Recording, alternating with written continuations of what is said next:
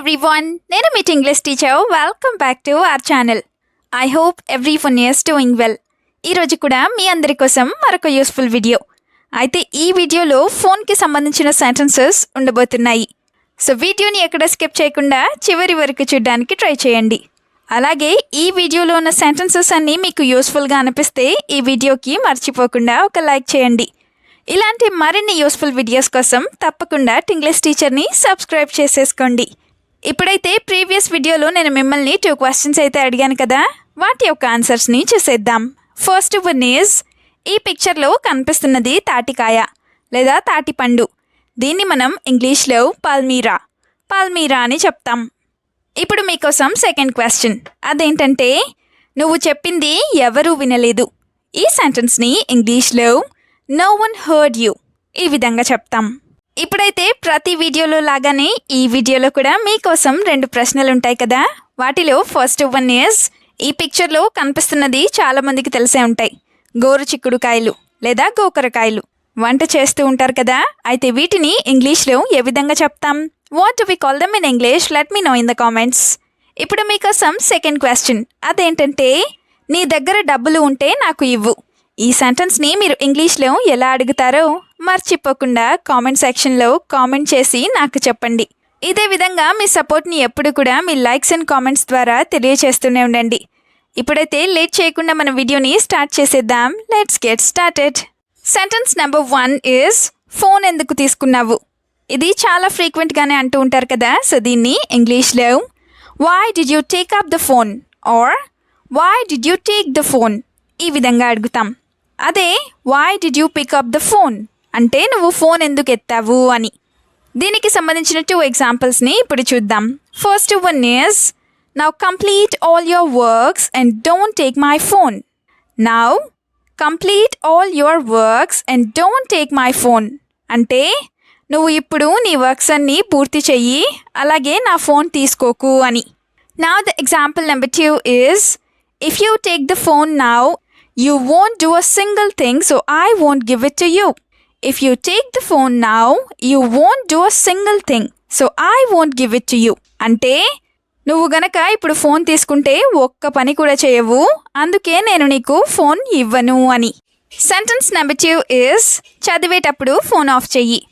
ఇది కూడా చాలామంది పేరెంట్సే చెప్తూ ఉంటారు కదా. సో దీన్ని ఇంగ్లీష్లో turn off your phone while reading are switch off your phone while studying ఈ విధంగా చెప్తాం. Turn off are switch off అంటే ఆఫ్ చేయటం అని. వైల్ స్టడీయింగ్ అంటే చదివేటప్పుడు అని. Now the first example is, you stop reading every time you get a message on your phone.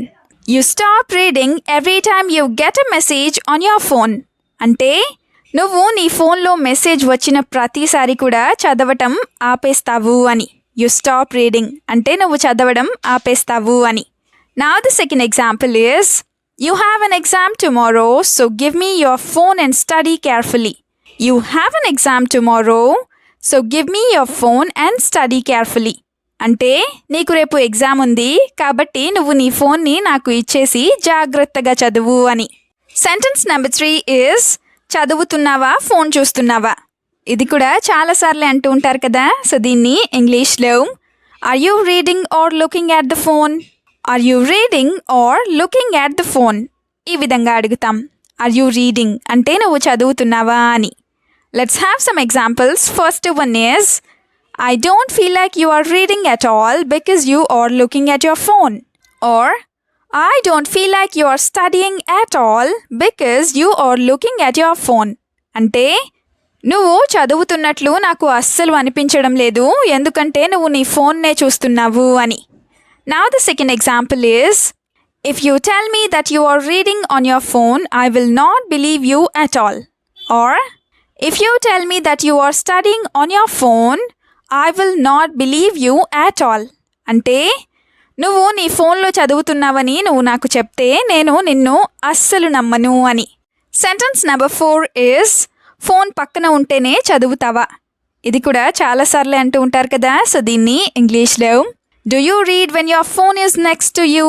Do you read when your phone is next to you? ఈ విధంగా అడుగుతాం. Do you read అంటే నువ్వు చదువుతావా అని. Phone is next to you అంటే phone నీ పక్కన ఉండటం అని. Now the first example is, who is texting you all the time? Switch off your phone for a while. Who is texting you all the time? Switch off or turn off your phone for a while. అంటే నీకు పద్దాక లేదా నీకు ప్రతిసారి లేదా నీకు అన్నిసార్లు message ఎవరు చేస్తున్నారు, నువ్వు కాసేపు ఫోన్ స్విచ్ ఆఫ్ చేసి పక్కన పెట్టు అని. Another example is, I am afraid that phone will spoil your studies. Or, I am afraid that your phone will spoil your studies. అంటే ఫోన్ నీ స్టడీస్ని లేదా నీ చదువుని పాడు చేస్తుందని నాకు చాలా భయంగా ఉంది అని. సెంటెన్స్ నెంబర్ 5 is, చదవమంటే ఫోన్ ఎందుకు చూస్తున్నావు? ఇది కూడా చాలా ఫ్రీక్వెంట్గానే యూస్ చేస్తూ ఉంటారు కదా. అయితే దీన్ని ఇంగ్లీష్లో, why are you looking at your phone when I tell you to read? Or, why are you looking at your phone when I tell you to study? ఈ విధంగా అడుగుతాం. When I tell you to read అంటే నేను నీకు చదవమని చెప్పినప్పుడు అని. Now the first example is, no matter what I do, he doesn't stop looking at the phone.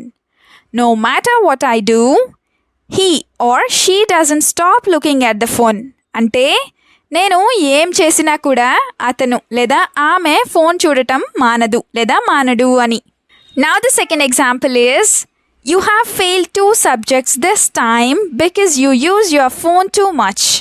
Or, you have failed 2 subjects this time because you are using your phone too much.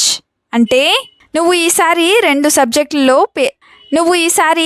సబ్జెక్టులు fail అయ్యావు, ఎందుకంటే నువ్వు నీ ఫోన్ని బాగా ఎక్కువగా use చేస్తున్నావు లేదా బాగా ఎక్కువగా వాడుతున్నావు అని.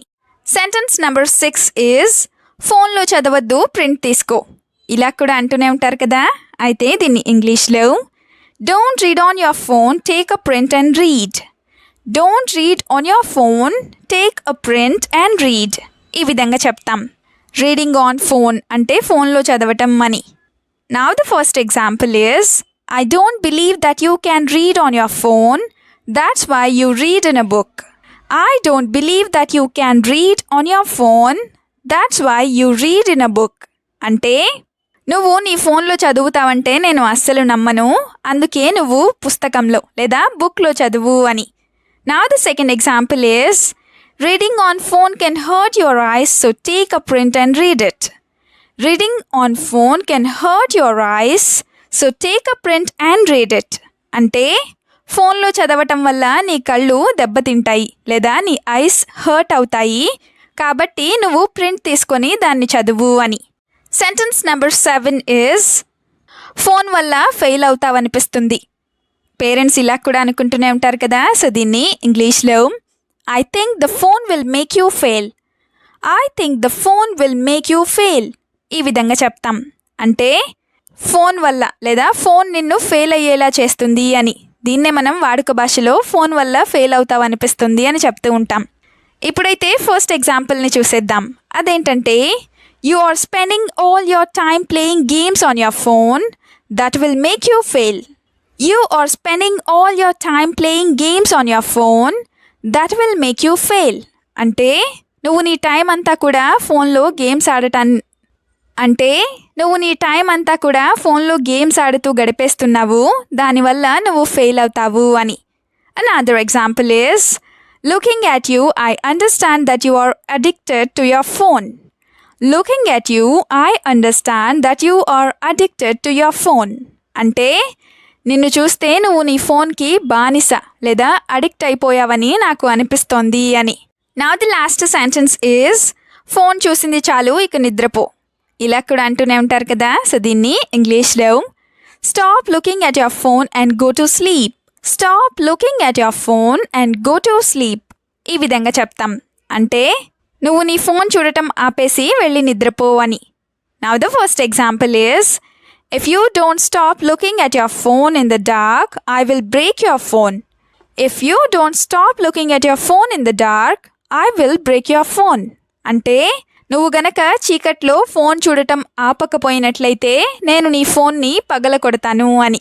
Now the second example is, show me what you are actually doing on the phone. Show me what you are actually doing on the phone. అంటే నువ్వు అసలు ఫోన్లో ఏం చేస్తున్నావో నాకు చూపించు అని. వీడియోని ఎండ్ వరకు చూసినందుకు థ్యాంక్ యూ సో మచ్. వీడియోలో ఉన్న సెంటెన్సెస్ అన్నీ తరచూ ప్రాక్టీస్ చేస్తూ ఉన్నట్లయితే you will become a better and fluent English speaker.